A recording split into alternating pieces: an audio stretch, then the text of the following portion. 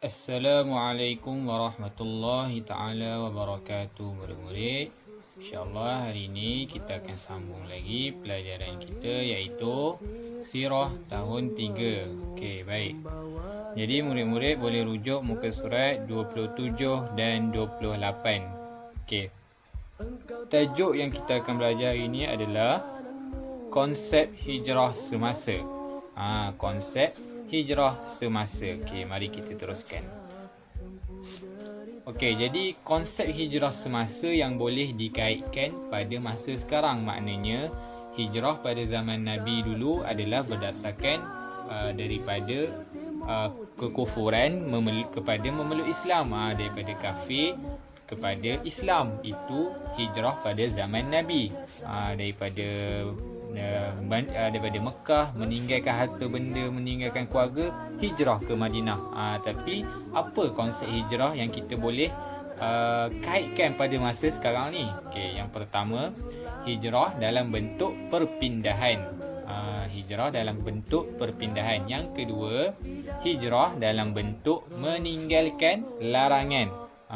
Yang ketiga, hijrah melalui perubahan sikap. Okey. Baik, mari kita tengok lebih mendalam lagi. Baik, hijrah dalam bentuk perpindahan yang pertama tadi. Okey, mari kita tengok. Yang pertama iaitu hijrah dalam menuntut ilmu. Perpindahan maknanya kita nak menuntut ilmu di tempat yang jauh. Contoh daripada Pahang nak pergi menuntut ilmu di Selangor. Kena berpindah, kena berhijrah. Kena berhijrah untuk menuntut ilmu. Itu dinamakan hijrah. Okey, yang kedua, hijrah dalam mencari pekerjaan. Contoh dekat sini, bila kita dah kerja nanti, kat sini tak ada tempat kerja yang sesuai untuk kita. Jadi kita pun kena berpindah, pergi ke tempat lain untuk mencari pekerjaan. Okey, dan seterusnya, hijrah kerana takutkan ancaman, iaitu berpindah ke tempat yang lebih selamat. Contoh sekarang ni, tempat kita duduk tak selamat. Contohlah ada tempat tu orang suka mencuri. Jadi kita berpindah, berhijrah ke tempat yang lebih selamat. Okey, baik. Seterusnya, yang kedua iaitu hijrah dalam bentuk meninggalkan larangan. Apa dia tu? Okey, yang pertama iaitu meninggalkan maksiat. Meninggalkan maksiat. Apa tu maksiat? Contoh-contoh maksiat. Yang pertama, meninggalkan solat. Meninggalkan solat. Yang kedua, contoh tidak berpuasa.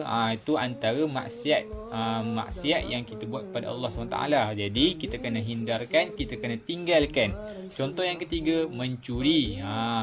Contoh yang keempat, membunuh, dan banyak lagi maksiat-maksiat yang kita tak nampak. Jadi ini adalah hijrah dalam bentuk meninggalkan larangan Allah Subhanahu Wa Taala. Yang kedua, tidak mengikut hawa nafsu dan godaan syaitan.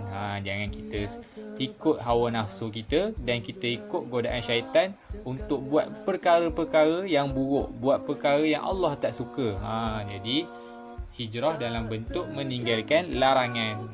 Larangan apa? Larangan Allah Subhanahu Wa Taala lah. Okey, baik. Seterusnya, hijrah melalui perbuatan sikap. Okey, baik. Sikap iaitu meninggalkan sifat mazmumah. Mazmumah ni maknanya yang tidak disukai lah, yang dikutuk, yang tidak disukai. Okey, baik. Apa tu sifat mazmumah? Okey, contoh dia malas. Malas nak buat kerja sekolah, malas nak datang sekolah, malas nak dengar nak ikut cakap mak ayah. Tu malas nama dia. Okey, yang kedua, suka menangguhkan kerja. Jadi guru, cikgu-cikgu kamu, ustaz, ustazah, muallim-muallimah bagi kerja sekolah kat kamu, kamu pun buat lambat-lambat. Tak nak buat sekarang, buat lambat-lambat kerja. Lepas tu jadi banyak kerja sekolah. Okey, yang ketiga, hasad dengki. Dengki dengan kawan, dengki dengan adik, dengki dengan kakak, dengki dengan abang. Tak elok sifat tu. Abang dapat hadiah, dia nak juga. Adik dapat makanan, dia dapat coklat, dia nak juga. Hasad dengki, tak baik. Okey, yang keempat, iri hati. Iri hati. Okey, baik. Jadi hijrah melalui perbuatan sikap lagi iaitu mengamalkan sifat mahmudah, sifat yang terpuji. Apa dia antara sifat yang terpuji tu? Contoh dia rajin berusaha, rajin buat kerja sekolah yang cikgu bagi, belajar rajin-rajin, hantar kerja sekolah. Okey, yang kedua, bertolak ansur.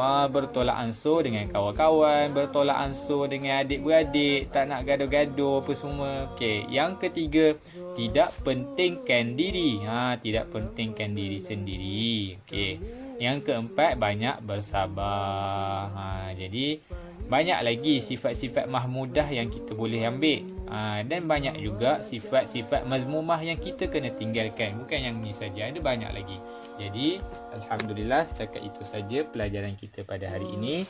Semoga kita sama-sama mengamalkan sifat mahmudah dan meninggalkan segala sifat mazmumah. Serta kita ingat apa yang telah dipelajari pada hari ini, insya-Allah. Okey, assalamualaikum warahmatullahi